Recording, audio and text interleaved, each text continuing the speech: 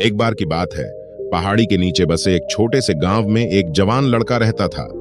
वह लड़का उस पूरे गांव में अपने आलस्य और कामचोरी के लिए प्रसिद्ध था। सभी गांववासी उसे आलसी कहकर ही पुकारते थे, क्योंकि वह पूरे दिन एक पेड़ के नीचे पड़ा रहता, सोते रहता और अपने भविष्य के बारे में अच्छे अच्छे सपने देखता।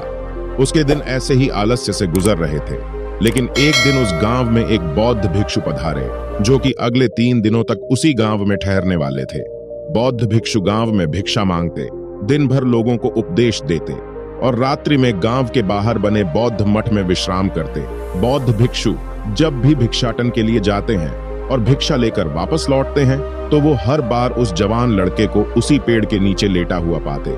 बौद्ध भिक्षु 2 दिनों तक ये सब देखते रहे और वो समझ गए कि यही लड़का मानसिक आलस्य का गुलाम है। तीसरे दिन जब बौद्ध भिक्षु भिक्षा लेकर वापस लौट रहे थे, तो वह उस लड़के के पास गए जो कि अभी भी उसी पेड़ के नीचे लेटा हुआ था। भिक्षु ने लड़के से कहा, बेटा, मेरे पास तुम्हारे लिए एक काम है। मैं चाहता हूं कि तुम उस पहाड़ी की चोटी तक जाओ और वहां से मेरे लिए एक पंख लेकर आओ। लड़के ने लेटे लेटे ही अपना सिर पहाड़ी की तरफ घुमाया और उसकी सबसे ऊंची चोटी तक अपनी नजर दौड़ाई। उसके बाद उसने भिक्षु की तरफ देखा और उपहास उड़ाते हुए कहा, यह असंभव है। मैं उस पहाड़ी के शिखर तक नहीं जा सकता। मैं बहुत आलसी हूं। बौद्ध भिक्षु ने मुस्कुराते हुए कहा, अरे, लेकिन मुझे जिस पंख की तलाश है वो इस पहाड़ी के शिखर पर भी नहीं मिलेगा। वो तो इस पहाड़ी के दूसरी तरफ एक गुफा के अंदर मिलेगा, जिसके लिए इस पहाड़ी के शिखर तक चढ़कर दूसरी तरफ नीचे उतरना होगा। लेकिन वह कोई साधारण पंख नहीं है। ऐसा पंख तुमने आज तक नहीं देखा होगा। वो एक बहुत ही दुर्लभ लेकिन सुंदर पंख है जो अपनी रोशनी बिखेरता है। भिक्षु की इन बातों से उस लड़के के अंदर उत्सुकता जागी। उसने आज से पहले ऐसे किसी पंख के बारे में कभी नहीं सुना था और ऐसे रोमांचक सफर के बारे में सोचकर वो अंदर से उत्साहित हो उठा। इसीलिए उसने भिक्षु की चुनौती को स्वीकार करने का निश्चय किया और वह पहाड़ी की तरफ चल पड़ा। लेकिन चढ़ाई बहुत लंबी और कठिन थी। जल्द ही लड़के का शरीर थकने लगा, सांस फूलने लगी और शरीर से काफी पसीना बहने लगा। लेकिन फिर भी उसने चलना जारी रखा। वो जैसे जैसे ऊपर और ऊपर चढ़ता गया, उसे प्रसन्नता और उत्साह की अनुभूति होने लगी, जिसे उसने आज से पहले कभी महसूस नहीं किया था।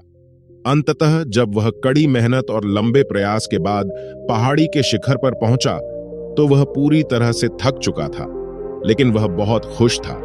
उसे अंदर से आत्मसंतुष्टि का एहसास हो रहा था। उसके चेहरे पर योद्धाओं जैसी मुस्कान थी, जैसे उसने कोई युद्ध जीत लिया हो।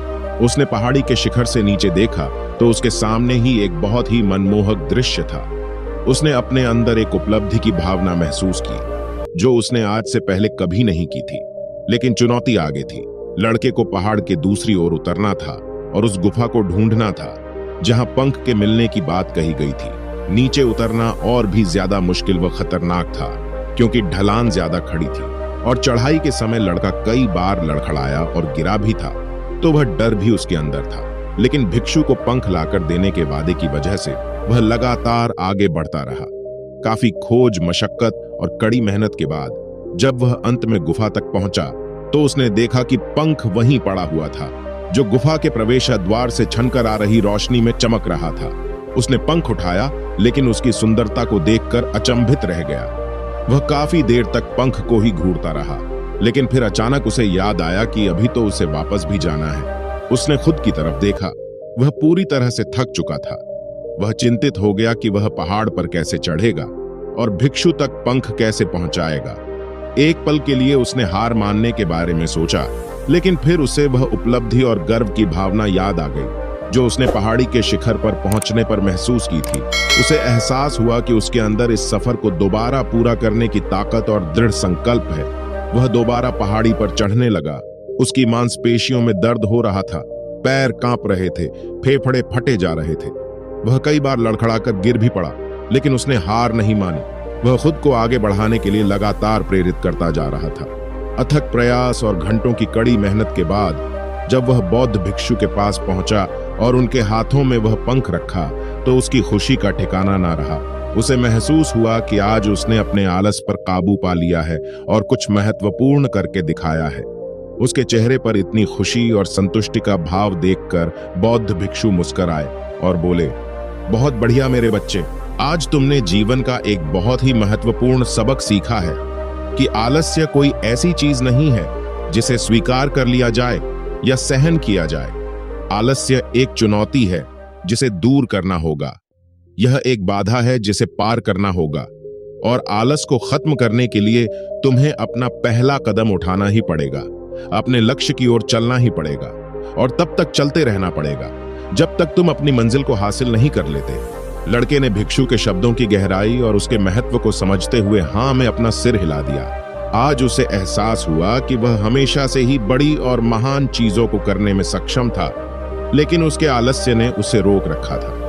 अब वह जानता था कि उसके पास अपने रास्ते में आने वाली किसी भी बाधा को दूर करने की ताकत और दृढ़ संकल्प है। इसके बाद भिक्षु ने उस लड़के को आशीर्वाद दिया और उस गांव से चले गए।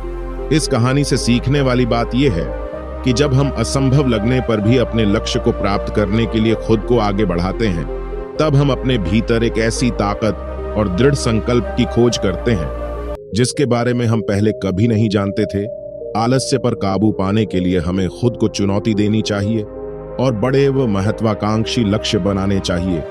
फिर चाहे वो लक्ष्य कितना ही मुश्किल क्यों ना हो, हमें लगातार खुद को अपनी शारीरिक और मानसिक सीमाओं से परे ढकेलते रहना चाहिए। मुझे उम्मीद है कि आपको यह कहानी पसंद आई होगी और काफी कुछ सीखने को मिला होगा। कहानी के बारे में अपने विचार आप हमें नीचे कमेंट बॉक्स में कमेंट करके बता सकते हैं।